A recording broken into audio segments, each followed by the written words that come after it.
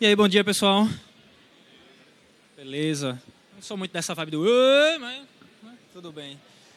Meu nome é Giordano Lins, tá? Prazer conhecer vocês aqui. Obrigado pela presença. Eu vou falar um pouquinho sobre o Docker, né? Então, quem aqui é desenvolvedor, só para eu ter uma noção do público? Todo mundo, basicamente, né? E alguém já brincou um pouquinho com Docker alguma vez? Massa. Bem, para quem já brinca, o foco da palestra é meio que um one-on-one, então é um estilo mais baby steps para o pessoal que não teve contato ainda, né? Mas é bom revisar alguns conceitos e entender algumas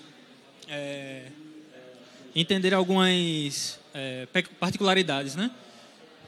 O meu background, eu sou desenvolvedor .NET, trabalho na Ivia Tecnologia, alocado no Detran, e através do grupo lá de PHP Pernambuco, que eu sou envolvido com a comunidade PHP, que foi minha primeira linguagem de contato, aí eu recebi o convite para vir para cá, então tá ali, para quem quiser conhecer lá o pessoal do IPE que desenvolve com PHP, com Docker também, né? Já ajudei também na tradução da documentação do PHP.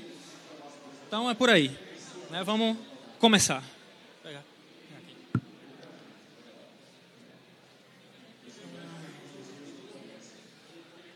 Tá desligado. Perdão. Foi? E aí, para quem nunca ouviu falar, né, o que é essa plataforma, o Docker? Falando brevemente, é uma plataforma de containerização. É o líder mundial nesse segmento, né? Foi um dos pioneiros, mas não o pioneiro, certo? Então, se alguém te perguntar, a partir de agora, é uma plataforma de containerização e a gente vai ver o que é isso, containerizar, né? A definição oficial lá no site do Docker é que eles são, né, Docker como empresa, o único provedor, tá certo? De plataformas de containers que está atacando o deploy, entrega de aplicações em todos os aspectos.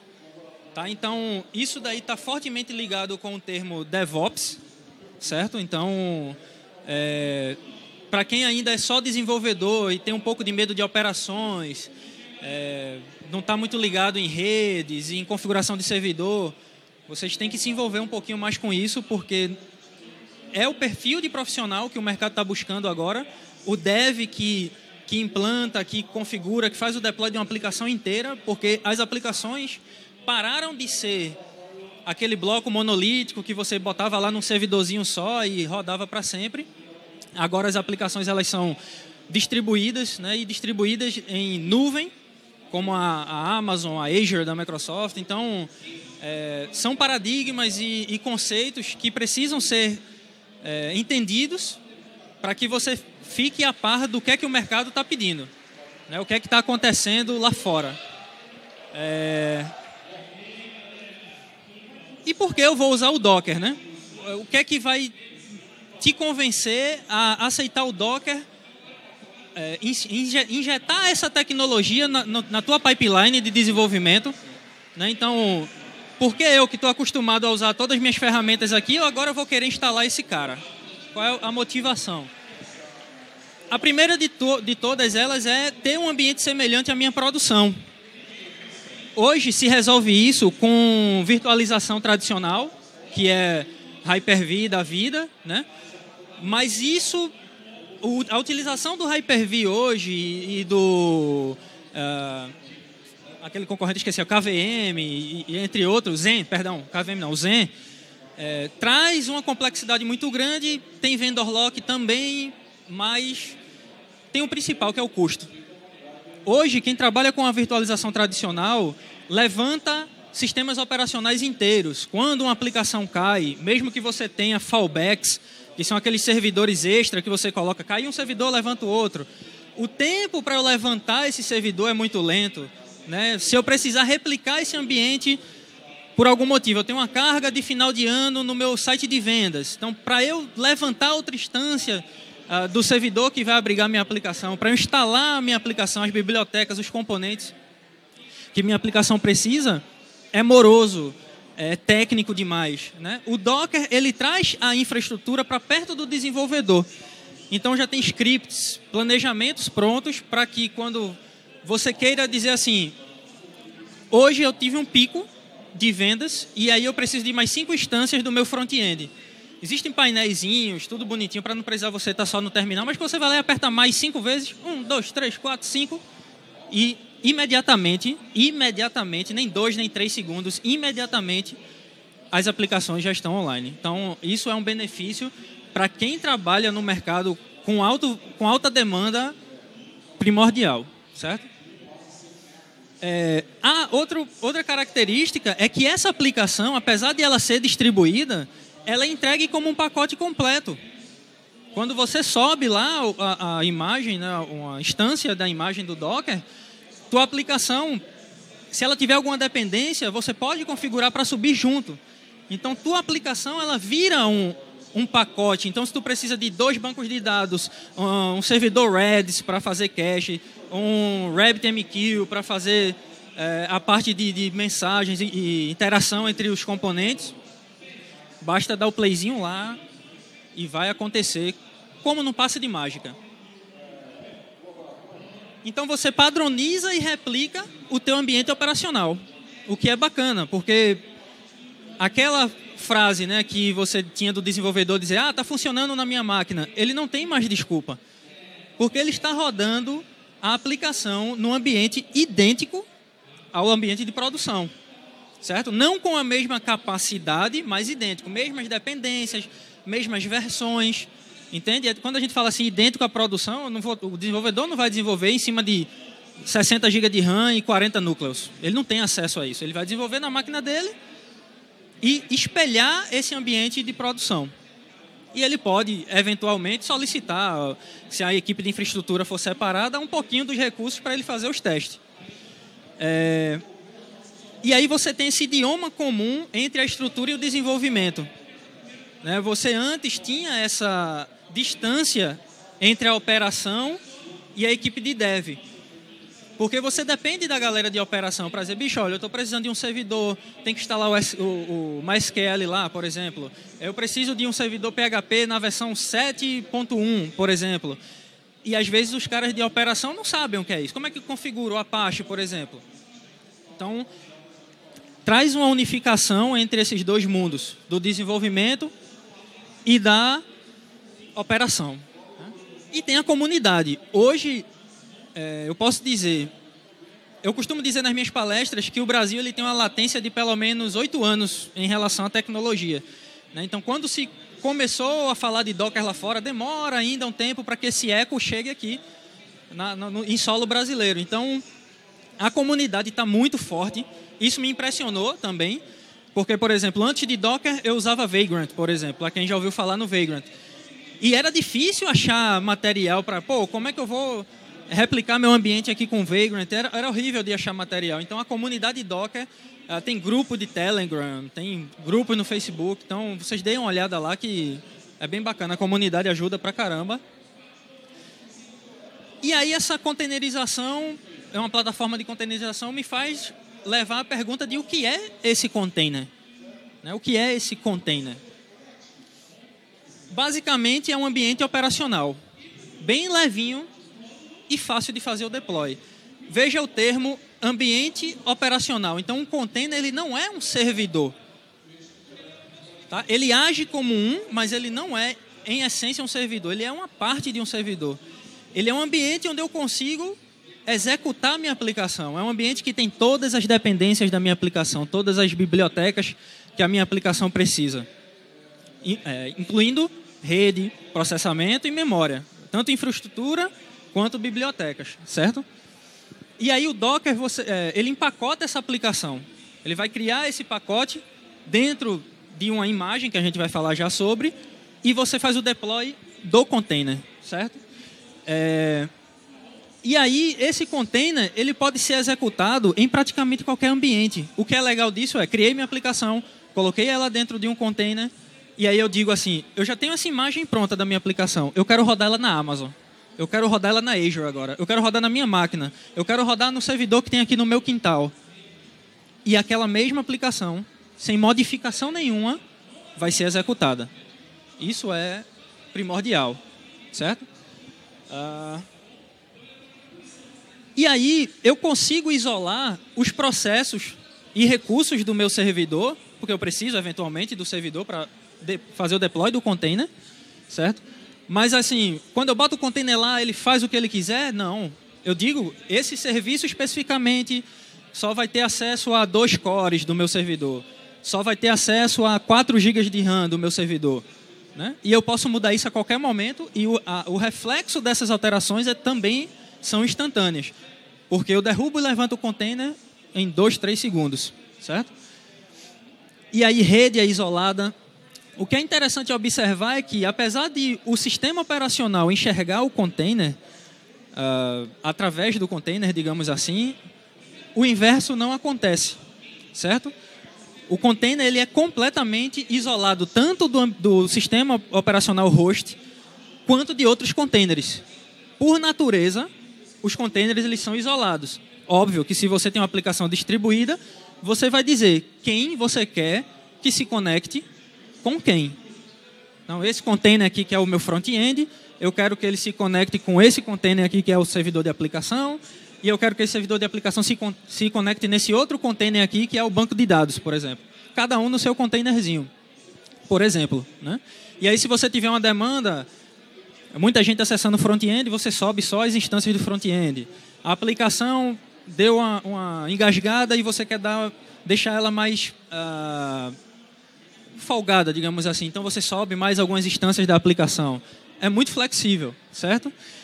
E ao contrário desses outros modelos de virtualização que eu estava falando, como os hypervisors da vida, né? O container ele não precisa de um sistema guest, de um convidado. Então, ele roda direto no host. Então, enquanto você tinha no modelo antigo algo parecido com meu hardware, o meu hypervisor, o meu sistema operacional, perdão, para rodar o hypervisor, para rodar a máquina virtual com outro sistema operacional. Então, é um stack de SOs aí gigantesco. Então, vamos dizer que você trabalha no ambiente Microsoft, por exemplo. Para subir uma instância de Windows Server, você gasta um pouquinho do seu hardware. E quando a gente fala de hardware, vocês têm que pensar como técnicos em recursos. Recursos financeiros. Porque você entra em questão de licenciamento por core, você entra em questão de preço, de aumentar o seu I/O. Né? Comprar um SSD, por exemplo, hoje é caro. Se você for pegar um SSD de 15 teras, é uma grana.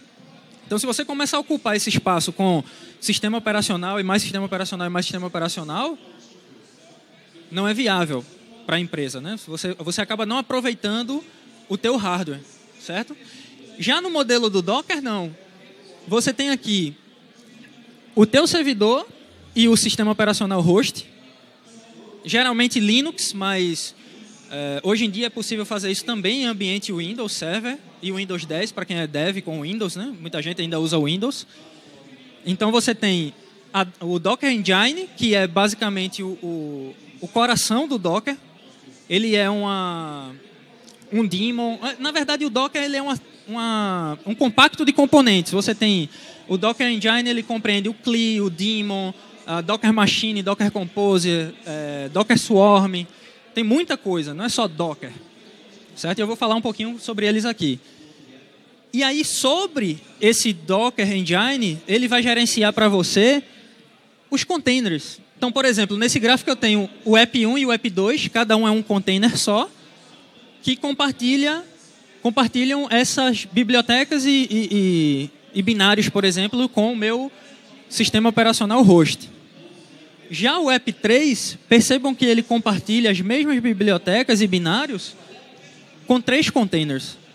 A ideia do Docker é reaproveitar o máximo possível dos seus recursos. Para vocês terem uma ideia, essa Docker Engine, quando ela liga um container, né, ativa um container, ele usa o mesmo kernel do sistema operacional host, de maneira isolada, mas o mesmo kernel. Então você tem aí uma economia de espaço e de recursos mesmo absurda. Porque ele trabalha com cgroups, namespaces do Linux, por exemplo. Na Microsoft, acho que é Job Workers o nome do equivalente.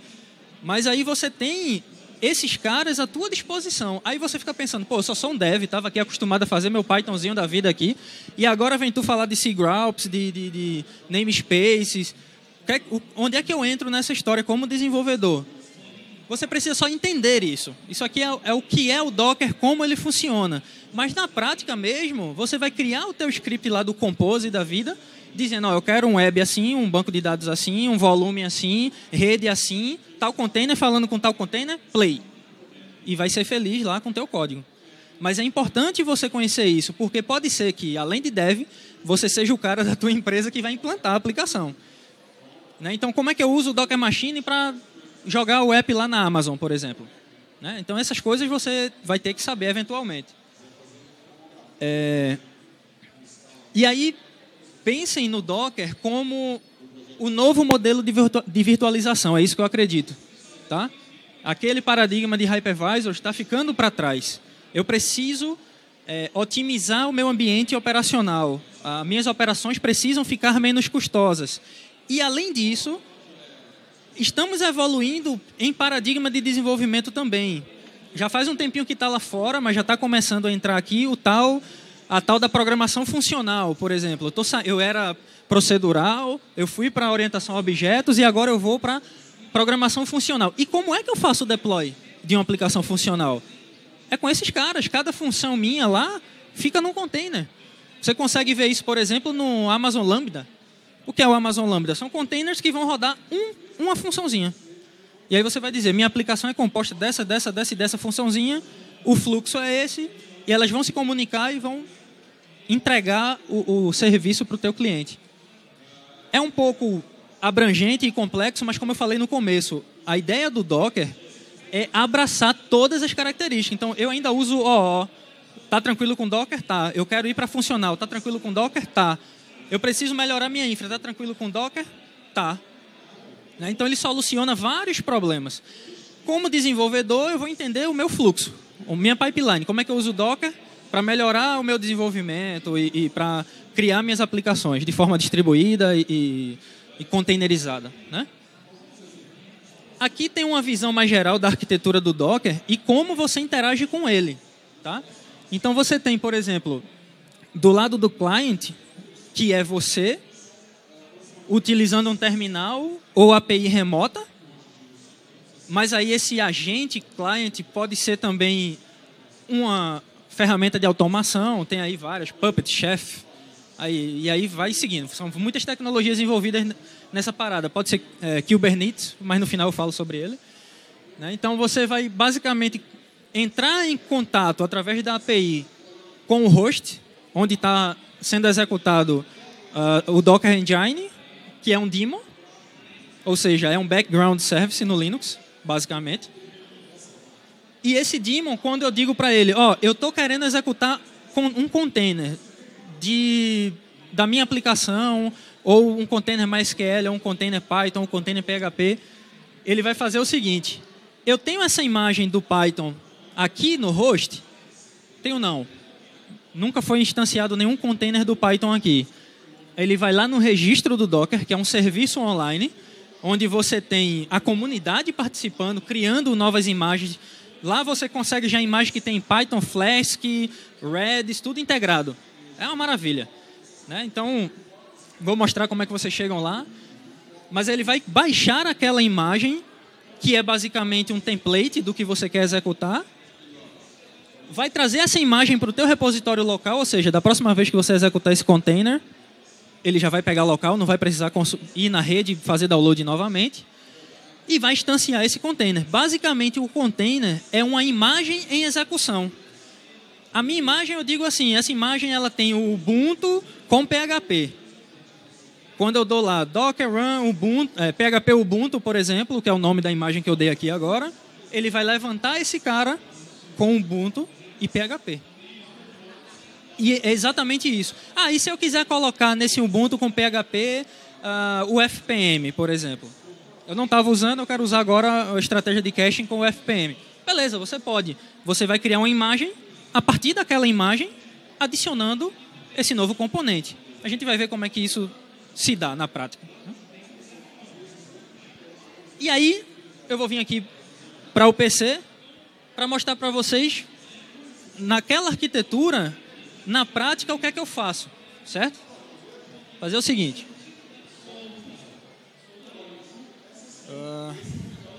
Lá. Abrir aqui o meu terminal. Não? O que houve? Vamos lá. Pronto, só para ficar limpinho aqui. Eu preciso entender que eu vou entrar lá no site do Docker, entrar na documentação, ver como é o passo a passo da instalação. Não tem muito mistério, certo? Você vai basicamente usar, se você tiver no Linux, o seu gerenciador de pacote, apt, apk, yum, por exemplo. No Windows, você tem duas formas de instalar. Você tem o Docker Toolbox, para quem usa o Windows 7 ainda, e você tem o Docker for Windows, que aí é uma versão do Docker que já usa os recursos de containerização do Windows 10. E aí o negócio flui mais suave, digamos assim. O Docker Toolbox é meio pesadinho, por quê? Porque o Windows 7 não tem containerização nativa, e aí quando você vai executar o Docker, ele tem que levantar uma VM, que vai ser o teu host, uma VM Linux, para poder executar os containers. No caso do Windows 10, não. Ele já vai conseguir executar containers nativos do Windows, mais leve, certo? E aí, se eu chegar aqui e digitar docker -v... tá pequeno para vocês, né? Só um minuto. Melhorou assim?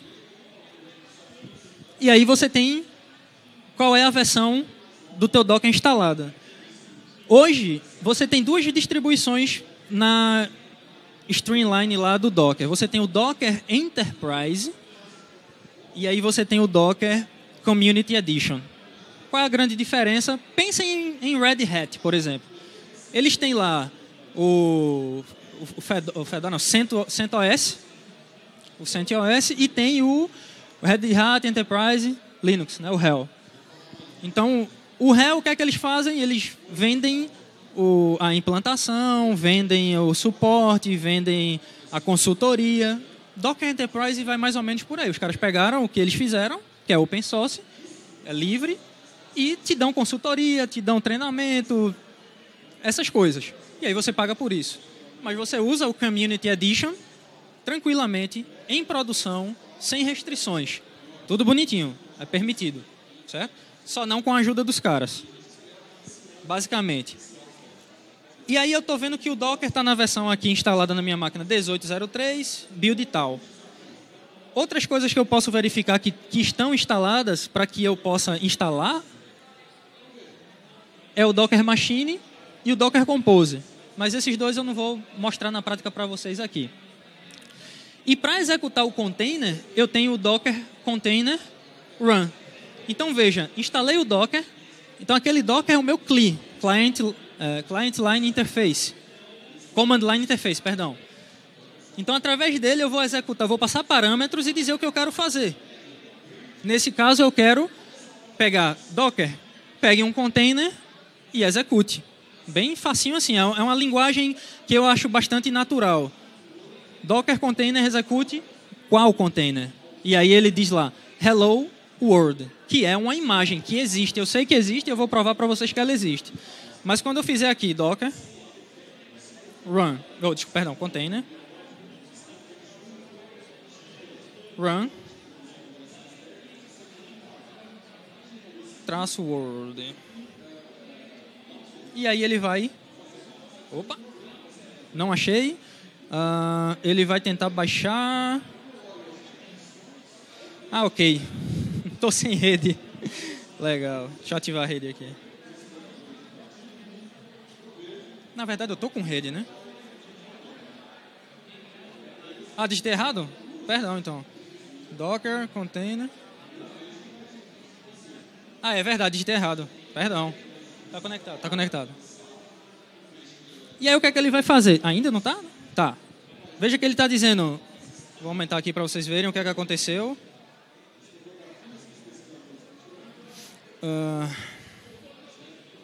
Faz algumas coisas, né? Mas ele disse basicamente aqui... Baixando a imagem Hello World. Lá da library /Hello World. Acabei de puxar ela para minha máquina, beleza. Tem alguns hashes que identificam a integridade dessa imagem. Disse, né, que essa imagem é nova, não existia no meu host. E aí ele imprime Hello from Docker. É só isso que essa imagem faz. É para você testar, basicamente. Eu quero ver se meu ambiente está comunicando com o Docker Hub direitinho, certo? E aí, ele vai me dar mais algumas instruções aqui, dizendo o que foi que ele fez. Mas você precisa entender o que aconteceu nesse comando. Docker container run hello world. Docker CLI, vá lá no registro, procura uma imagem hello world que ele não achou na primeira vez que eu digitei errado, traga ela para o meu computador e execute. Ele executou, sendo que esse container, da forma como ele foi criada, essa imagem, ele executa e para. E aí ele encerra a execução e volta para o meu console. Um servidor web, por exemplo, ficaria lá em execução. Quando eu dei esses comandos, agora, né, que eu dei esse comando aqui, o que é que vai acontecer?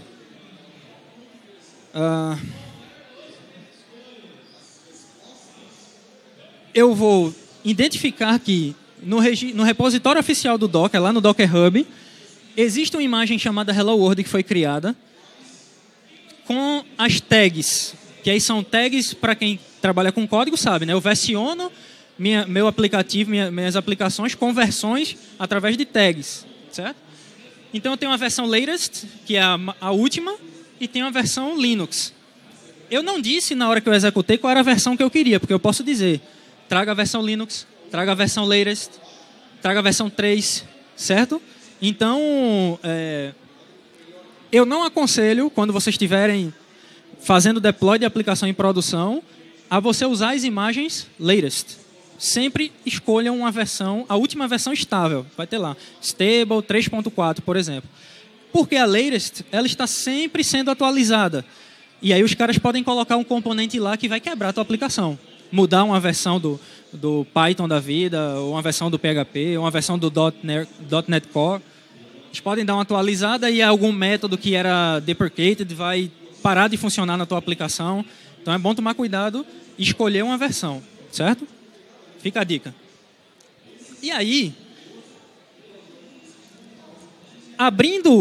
scrollando aquela página lá para baixo, eu tenho o repositório dessa imagem. Dentro desse repositório, eu tenho lá Hello World para arquitetura AMD 64 bits. Eu tenho um tal de Dockerfile lá. E esse cara aqui descreve como essa imagem foi criada, certo? Esse cara que vai dizer, essa imagem ela é baseada no Ubuntu, 64 bits. Você vai colocar um bináriozinho lá dentro. Eu vou abrir aqui esse Dockerfile para vocês verem. Eu vou colocar um bináriozinho chamado hello na raiz desses sistemas de arquivo. Então veja que é uma coisa simples, claro que é uma imagem simples, né? O Dockerfile fica gigante quando você começa a configurar os componentes da sua aplicação e dependências. Nesse caso aqui ele usou uma imagem chamada Scratch, from Scratch. Scratch é uma distribuição bem levezinha que basicamente só serve para executar alguns comandos mais básicos, certo? Então bota lá hello e executa cmd hello no console. Então veja que esse Dockerfile, que eu vou falar mais sobre ele mais na frente, ele descreveu o que a minha aplicação acabou de fazer quando eu dei o comando Docker Container Run Hello World. Então, a relação desses caras da imagem com o Dockerfile, com a minha linha de comando e o que eu estou pedindo para o Docker Engine fazer é muito estreita. E eu tenho que entender isso. Como desenvolvedor, eu tenho que entender como isso vai me ajudar. Certo? Aqui foi só para mostrar. Mas vamos seguir aqui o jogo. Para vocês entenderem a imagem, aquele from lá, que ele pega a imagem de base, ele diz, ó, o Scratch, o que ele é? Basicamente, uma imagem vazia, explícita, basicamente para buildar. Ou seja, eu quero executar um binário lá, eu só preciso de um ambiente de execução que seja capaz de executar um binário. Eu uso esse cara. Serve para uma aplicação web? Dificilmente. Então, você também tem que entender quais imagens você vai usar, certo? Seguindo aqui um pouquinho, ele diz, essa imagem é mais útil, né, no contexto de construir imagens de base. como Debian e BusyBox. Opa, então eu tenho essa imagem que basicamente executa de forma direta alguma coisa, mas eu uso ela para construir o Debian, por exemplo, o sistema de arquivos do Debian, ou do BusyBox. Alguém aqui conhece o BusyBox? BusyBox basicamente quais são as ferramentas que eu utilizo em linha de comando de Linux com mais frequência e que são mais úteis, tipo ls, mkdir, esses comandos bem básicos mesmo, e instalo ele num kernel como componente. Então, quem usa isso? Roteador. Eu não tenho memória RAM em roteador nem processador para rodar um sistema operacional completo. Então, eu rodo uma coisa bem simples, bem leve, um kernel diretamente com o BusyBox, e aí eu tenho ls, mkdir, não estou lembrando de outro comando aqui agora, mas tudo bem. E aí, essa imagem, ela representa um sistema de arquivos separados. Então, quando eu falei que os componentes do host são compartilhados, o kernel e tudo mais, eu começo a dizer o que é que eu quero adicionar. Eu tenho um kernel, o Docker Engine vai dizer, olha, Giordano, você tem aqui um kernel à sua disposição.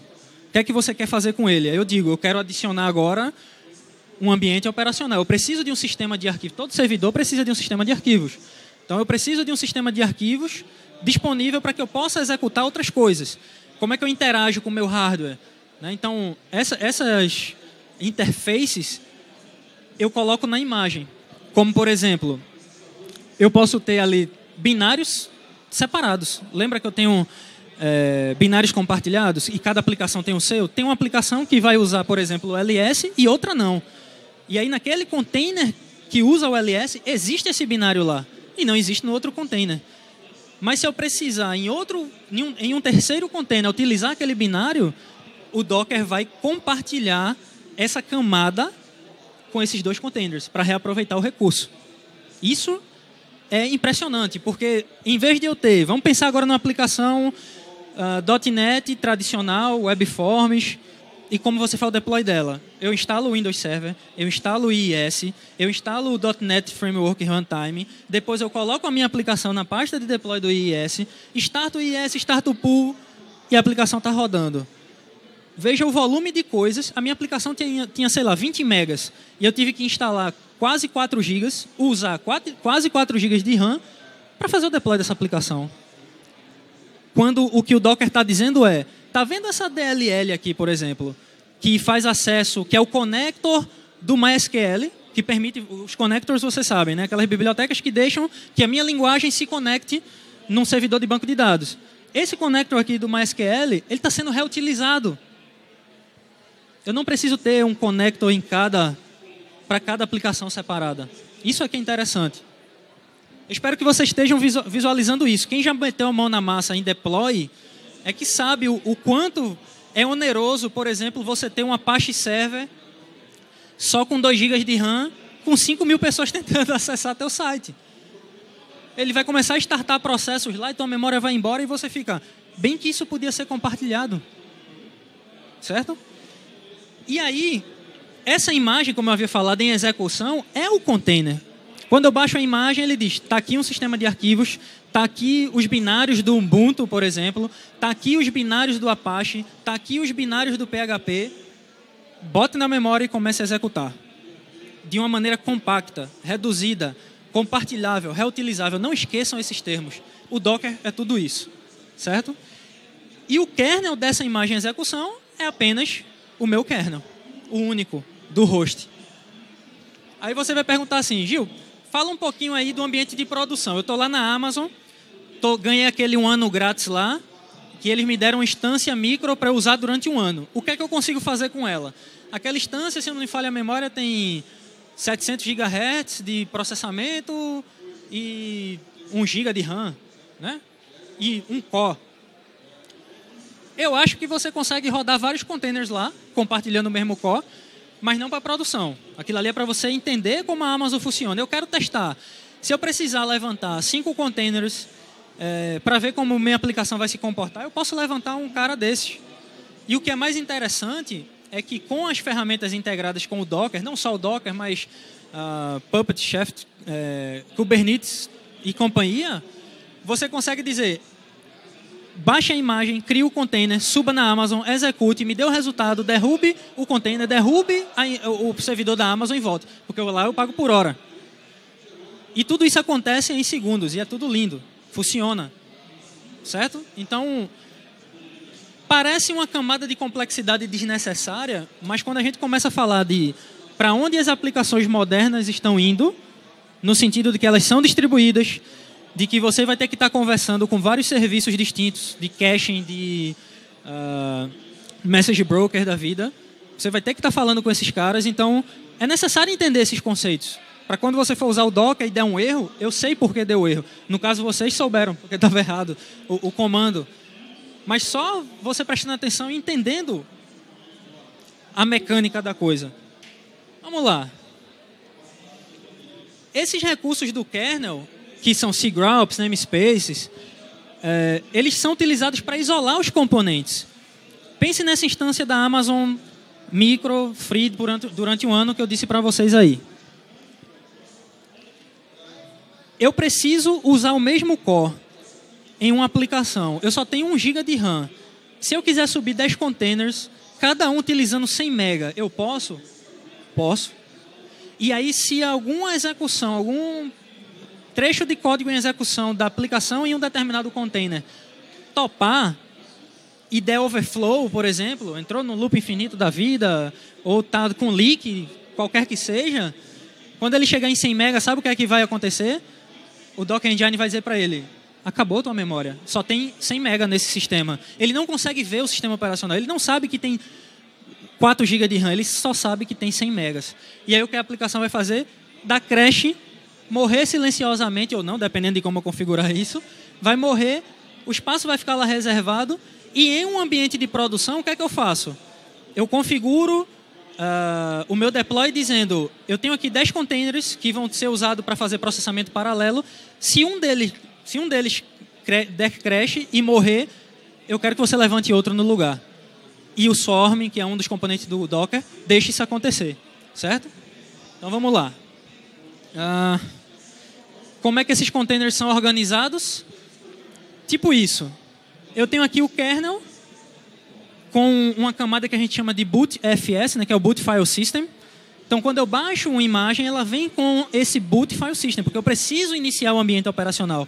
Sempre vai ter. Aí você diz assim, Gil, eu ouvi falar que o Ubuntu tem 300 MB de ambiente operacional mínimo. Beleza. E como é que em produção a gente resolve isso? A comunidade. Os caras criaram, por exemplo, distribuições Linux como Core OS, como Alpine, que são carinhas que rodam tipo com 8 MB. O espaço do ambiente operacional é exatamente 8 MB do teu disco. Então isso é ínfimo, é nada. Nem conta, na verdade. Certo? E aí você tem esse bootfs e o ambiente operacional. E aí você vai adicionando. Nessa imagem aqui, eu quero adicionar Emacs, eu quero adicionar Apache.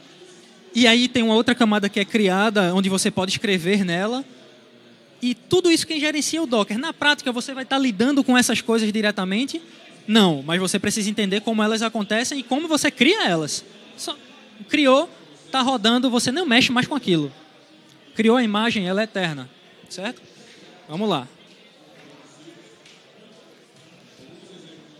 Aqui, depois que eu dei aquele comando docker container run hello world, o Docker ele deixou um rastrozinho aqui na minha máquina. Então, se eu executar esse comando aqui,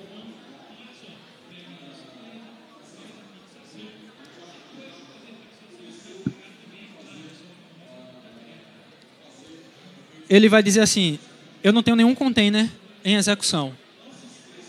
Opa, faz sentido. Docker container run hello world, executa, eu vi no Dockerfile que ele executa e fecha, e volta para o meu terminal. Aí tem um parâmetrozinho mágico aqui, que é o "-a", creio eu que vem de all, que ele diz, me dê inclusive os que estão parados. Então observem, eu instanciei um container, esse sistema de arquivos, da imagem e tudo mais, começam a existir permanentemente no host, até que eu diga o contrário. Então você pode criar o container, fiz meus testes e paro.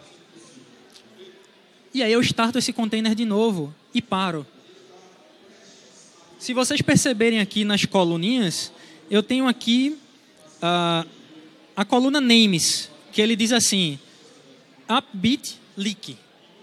Se você não selecionar nenhum nome para o teu container, o Docker vai dar um nome aleatório para ele.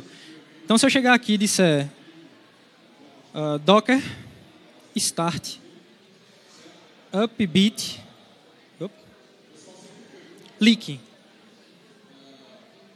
que é que aconteceu?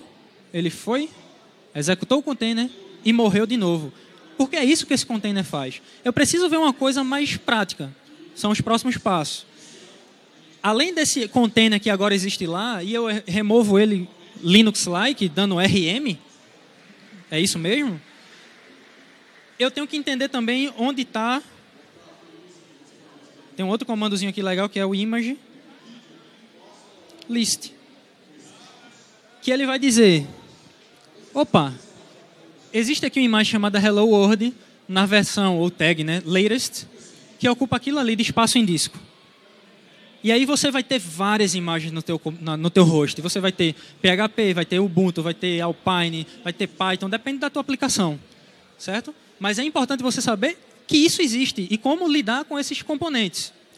Eu estou frisando bastante isso porque eu acho que a maior dificuldade do pessoal que tenta iniciar com Docker, quando ele não tem um norte assim automático, é que ele fica perdido. O que é que eu tenho que fazer primeiro? Então eu vi que eu tenho que dar um Docker Container Run, dizer o nome da imagem, entrar lá no Docker Hub, ver quais são as imagens disponíveis que tem, certo? Vamos fechar aqui e seguir mais um pouco. E aí eu consigo brincar de uma forma mais prática. Deixa eu só ver uma coisa aqui.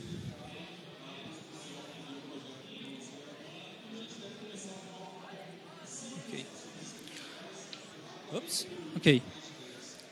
Existe uma imagem chamada Python com a tag 3.5.6 -Alpine 3.6. Ou seja, eu tenho Python 3.6.5 rodando sobre a distribuição Alpine 3.6. Ok? Isso é uma imagem de produção. Essa aí é o que eu usaria para fazer o deploy da minha aplicação Python, por exemplo. Certo? E aí, quando eu dou o comando docker pull python tal tag, ele vai baixar a imagem para a minha máquina e colocar naquela listinha do Docker Image LS que eu dei lá. E eu só baixo, mas não executo. Então, quando eu der o Docker Image LS, eu acredito que ela vai estar lá. Se eu der o comando agora, docker run python 3.6.5 Alpine, ele vai executar o meu Python. Vamos fazer isso aqui só para vocês verem. Em que nível eu consigo interagir com o Docker? Se eu disser aqui, Docker,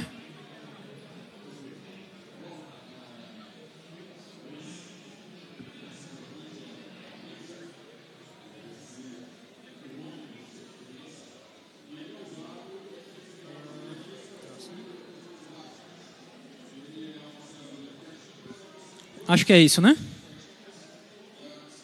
Não? 3.6.5, não, achou. Opa, eu estou vendo que ele está baixando muita coisa aí, Gil. O que é que está acontecendo aí com esse Docker Run? Veja que eu não dei pull, eu já pulei esse passo, porque quando você dá o run, ele já dá o pull internamente, certo? E ele diz, baixei a nova imagem para o Python Alpine, executei e voltei. Mas veja esses hashes aqui. 1, 2, 3, 4, 5. O que é isso? É porque nessa imagem específica, ele tem o Alpine, o Python, o pip, vários outros componentes que estão descritos lá no Dockerfile. Eu consigo ver isso lá no Docker Hub. E aí ele cria essas camadas e baixa todas elas. Essa imagem parte desse conceito. Eu consigo alterar essa imagem? Não, eu consigo adicionar coisas nessa imagem. Se eu quiser alterar, participar do desenvolvimento dela para, por exemplo, mudar a versão do pip, eu tenho que fazer um fork lá do repositório, fazer um pull request para o pessoal que faz, que mantém essa imagem, e eles vão dizer se querem ou não aceitar o meu pull request. Mas eu só adiciono. E aí, eu não consegui interagir com o meu Python. Eu vou descer aqui, subir aqui só um pouquinho, para que vocês prestem atenção nessa pequena modificação aqui. Em vez de dar só run Veja que eu não executei docker container run. O run, ele meio que é um shortcut para esse comando, certo? Um atalho. Python 3.6.5 lá, o Pine, eu passei os parâmetros -it. Isso é interactive. Ou seja, eu quero interagir com esse container depois que ele for executado. Se eu chegar no meu comando aqui, e colocar esse -it aqui, quem é de Python vai reconhecer esse carinha aqui. Isso é o REPL do Python, né? Que é aquele interface de comando que você executa e ele já te dá o retorno e volta para a linha de comando. É o terminal interativo. Então veja aqui o que é que está acontecendo aqui. Eu tenho uma máquina virtual rodando no meu host? Não. Eu tenho um ambiente operacional na memória agora, rodando o Alpine Linux com o Python e o pip instalados, ocupando uma porcentagem X de RAM de memória. Eu não defini nenhuma, então ele vai pegar o que é necessário, certo? E eu estou interagindo com esse terminal. Esse terminal não está na minha máquina, não está instalado. Se eu tentar rodar esse comando no meu terminal fora daqui, ele vai rodar porque eu estou no Linux que já tem o Python, mas teoricamente ele não funcionaria. Não no 3.6, por exemplo, se eu tiver o Python 2.7. Então veja que, por exemplo, eu sou desenvolvedor Python, eu quero testar... Eu sei que tem o VirtualEnv, por exemplo, no Python, mas eu quero testar a minha aplicação executando no ambiente 2.5... Desculpa, 2.7, 3.4, 3.3, 3.6, 3.7, eu que escolho. E eu posso testar todos eles com o Docker. Ele vai me permitir isso. Então eu posso dar qualquer comando Python aqui que vai funcionar. Voltando aqui mais um pouquinho, eu tenho um exemplo que eu chamei de mais webizado. Eu criei essa palavra aí, tá? Que é um exemplo que mostra alguma coisa mais web. Como é que eu consigo rodar uma coisa mais web agora? E aí eu tenho uma imagem chamada Nginx 1.3.12 rodando sobre o Alpine. Quem trabalha com web conhece o Nginx, né? Servidor web. E aí eu puxo essa imagem para a minha máquina e vou lá em localhost. Vamos chegar lá. Vou fazer esse comando aqui. Não dei o pull aqui, né? Vamos lá. Nunca lembro de qual essas imagens.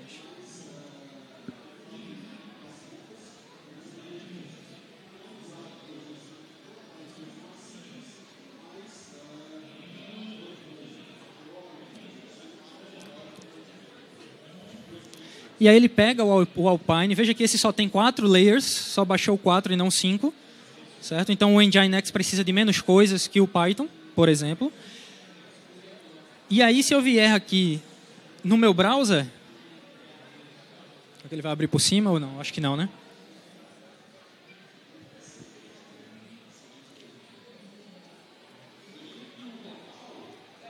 Não está rodando. Mas por quê? Eu só baixei a imagem. Eu não executei. Então, se eu chegar aqui agora, só fazer uma troca aqui. E aí, 2 observações. Uma das coisas que eu posso fazer é dar um nome para o meu container, para eu lembrar como é que eu executo ele, se eu precisar executar ele depois. E não ter que estar decorando aqueles nomes aleatórios que o Docker cria. E o Nginx, como é um servidor web, eventualmente ele precisa... o que chama de listen, né? Escutar uma porta específica para servir o conteúdo. No caso do Nginx, o padrão é 80. Beleza. E aí, você tem aquela premissa. O container é isolado do host. Como é que eu vou fazer o Nginx expor a porta 80 do meu host se ele não enxerga? E aí existe o port mapping do Docker, onde eu passo o parâmetro "-p" e digo... A porta 80 do meu host vai fazer uma espécie de proxy, né? Vai abrir, vai ser aberta, vai dar caminho à porta 80 do meu container. E aí pode ser qualquer porta. Eu posso dizer que a porta 80 do meu container lá do Nginx está na porta 8080, 8081, 83 ou 9000 do meu host. E veja como isso deixa transparente. Eu posso ter vários containers em várias portas diferentes rodando minha aplicação. Isso é do caramba, a custo zero. Se fosse Vagrant, se fosse uma máquina virtual tradicional e não uma máquina Vagrant, eu teria que ter 3, 5 VMs rodando. E olha o custo disso para o meu hardware como desenvolvedor. Impossível, eu tenho que ter uma máquina das nuvens, uma máquina de 15 bala. Certo? Então vamos lá. Se eu agora executar Docker Run, Nginx, Alpine e tal, expondo a porta 80 e dando um nome, que eu vou dar o nome dele de webizado, por exemplo, eu vou ver ele rodar. Vamos lá.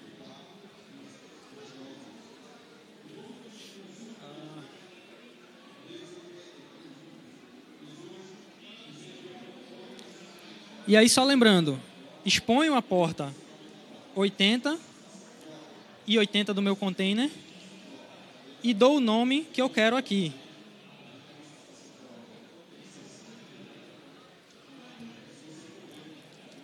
Quando eu executar, não vai acontecer nada e eu estou com o meu terminal travado.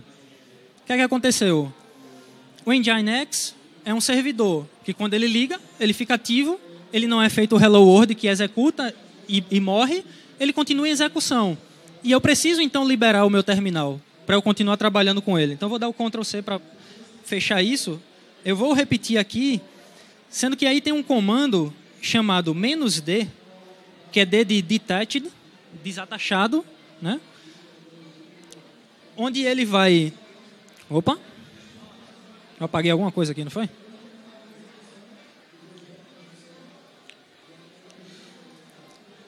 Nada? Ah, colado. É, faz parte. O que foi que aconteceu? Ah, tá. Eu já tinha alguma coisa aqui, né? Então vamos mudar o nome dele aqui para 3, por exemplo. Eu acho que eu tinha usado 2 também. E aí veja que ele libera o meu terminal. E aí dessa vez, se eu for lá no meu browser e atualizar a página, ele está rodando em Nginx.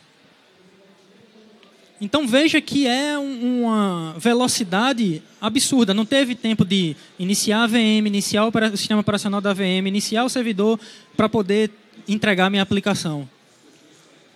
Isso é a coisa mais simples do mundo. Na prática, o que vocês vão fazer é orquestrar a aplicação de vocês. Vocês vão dizer, minha aplicação ela usa Nginx como reference proxy, minha aplicação usa PHP com FPM e o PHP se conecta no MySQL, usa um Red Server como cache, e aí você, em vez de ter 5 servidores levantando todos esses recursos, você tem 5 containers num ambiente limitado, poupando tua memória RAM, te deixando trabalhar com a tua ferramenta sem estar consumindo teus recursos.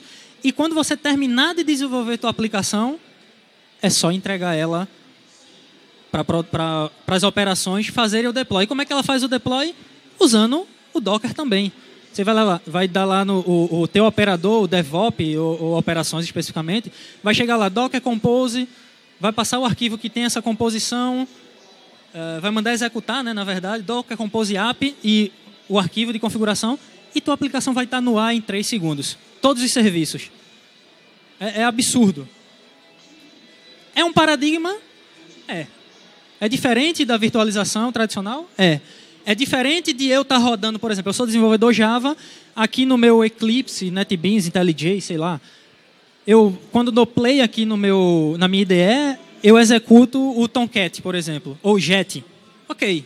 Mas aquilo está rodando local. O Jet da minha máquina é o 5. O Jet do servidor é o 4. E tem um recurso que eu estou usando do Jet 5 que não tem no Jet 4. E aí, quando eu vou rodar, o que é que eu vou dizer para o meu gestor de projetos? Roda na minha máquina. E aí, a operação vai ter que parar o servidor, tentar atualizar a versão do Jet lá. É uma coisa morosa, manual, trabalhosa. Enquanto com o container, eu digo, eu quero o Jet na versão 5. E ele vai estar lá disponível instantaneamente. Certo? Tem muito a ver com operações, o uso do Docker. Então, não tem como fugir muito disso. Certo? E esse Dockerfile é a forma como o desenvolvedor trabalha. Como é que o desenvolvedor trabalha? Você tem a descrição de um Dockerfile, que ele basicamente faz isso. É um documento de texto que vai ter os comandos que você pode executar no terminal para buildar a tua imagem. Certo? Então, se você vai dizer assim, eu preciso eu quero Debian de base, eu quero PHP. Cada vez que um comando desse é executado, e eu posso fazer isso no meu terminal para buildar a imagem, eu coloco como se fosse uma receita de bolo. E o resultado desse Dockerfile vai ser uma imagem. Eu posso pegar aquele Alpine lá, 3.6, e colocar sobre ele qualquer componente do meu interesse. Bem simples, tá? E aí eu construo essas imagens automaticamente através dessas instruções. Então pensa, se é um Dockerfile, eu posso pensar agora, caramba, eu posso pegar o CI da minha empresa, um Jenkins lá da vida, configurar os scriptzinhos dele para chamar o meu Dockerfile e executar ele e provisionar o meu ambiente em produção. Então imagina, desenvolvedor comita no repositório, CI builda, monta a imagem, faz o deploy da imagem no host, aciona o Docker Engine através da API no host e levanta a aplicação em homologação. Cliente dá aceitação, a operação vai lá e diz, próximo passo, o CI vai lá, pega a imagem, faz o deploy em produção e pá, está rodando. 2 segundos. É muito massa isso se você pensar sistematicamente. Pensar no quão... o end-to-end que você consegue alcançar com o Docker. Tá? Então, o desenvolvedor tem que começar a sair da zona de conforto dele, que é IDE, linha de código, browser, e partir para o background da aplicação dele, entender o que é que ela faz, que recursos ela está consumindo, como que eu posso ajudar a minha empresa a economizar a grana dela aproveitando o servidor. Beleza? E aí, só para a gente finalizar, eu crio uma imagem com um Dockerfile assim, aquele from, tal imagem, copio o meu arquivo de configuração do Nginx para a pasta de configuração do Nginx, copie o meu arquivo index.html, por exemplo, bem simples, para a pasta pública do Nginx, e legal, para eu não estar dando aquele "-p 8080, exponha automaticamente a porta 80. Então eu posso dizer, exponha 43 para SSL, exponha 9000, eu que digo. E aí, só para fechar e vocês saberem como fazer, depois quem quiser entrar em contato comigo após a palestra, eu passo os slides também, tá? Eu posso dizer que quando eu terminar de executar esse container para liberar o espaço na minha máquina, eu quero remover ele, e aquele parâmetro "-m" está dizendo ali, ó, memory 512 MB, e meu container nunca vai passar disso. Como é um cenário real, eu vou estar lá na linha de comando, minha operação, ou o desenvolvedor DevOps vai estar lá na linha de comando, suba container, execute container, build imagem. Não, a gente vai automatizar essas coisas. Você só precisa saber como elas funcionam para automatizar elas, certo? Você vai ter um dashboard lá de um cara chamado Kubernetes, por exemplo, tem vários outros, tá? Tem Rancher também, que é muito bacana, tem OpenStack da Red Hat, que é gratuito também. E aí você vai ter um painel que você vai dizer, eu quero esse Dockerfile agora transformado numa imagem para entrar em execução. Veja que quando eu criei aquele Dockerfile, eu disse, vai ser um Alpine com esse arquivo HTML, com esse Nginx. Então eu vou pegar a minha pastinha do projeto, por exemplo, Flask com Python, Laravel com PHP, .NET Core. Vou botar esses arquivos no sistema de arquivo do meu container e executar. Simples assim, certo? E aí no Kubernetes eu vou dizer, essa minha aplicação vai ter mais ou menos 30 mil acessos dia, 30 mil hits, eu vou precisar de umas 3 instâncias pelo menos do front-end. E eu já provisiono isso na composição da minha aplicação. 3 front-ends, um banco de dados e um servidor de aplicação. Play, e ele vai executar. Por algum motivo caiu um container, o orquestrador, que é o Kubernetes ou Swarm, qualquer um que você tenha escolhido, vai executar, certo? Então, são os próximos passos. Você tem que aprender o Docker Compose, que é onde você monta a sua aplicação, Docker Machine, onde você diz, meu host agora é AWS, meu host agora é Azure, e seus containers vão ser executados lá. Você pode ter container rodando da mesma aplicação na Azure e na AWS, e aí você tem que configurar um DNS que consiga redirecionar para eles dois, certo? Redes, mais uma vez, operações. Né? A orquestração com Kubernetes, Rancher, OpenStack, como eu falei. Terraform, você visualiza a tua aplicação graficamente. E microserviços, desenvolvedor hoje já tem que pensar nisso. Aplicação de médio e grande porte é modularizada dessa forma. Docker vem para ajudar nesse deploy do microserviço, que é bem complexo. Beleza? Foi uma coisa bem simples, só mostrando como é que eu inicio com Docker, quais são os comandos básicos, o que é que tem pela frente, Eu espero que vocês tenham gostado. Eu estou disponível aqui o resto do dia para quem quiser trocar uma ideia, perguntar sobre a Ivia lá, tem vaga para desenvolvedor, ela tem uma filial aqui em Natal, trocar uma ideia sobre como eu trabalho em produção, lá no Detran, por exemplo, certo? Então, estou aqui à disposição de vocês. Desculpa por ter me estendido e não ter deixado espaço para perguntas, que após a palestra está tranquilo para perguntar o que quiser. Beleza? Valeu mesmo, rapaziada.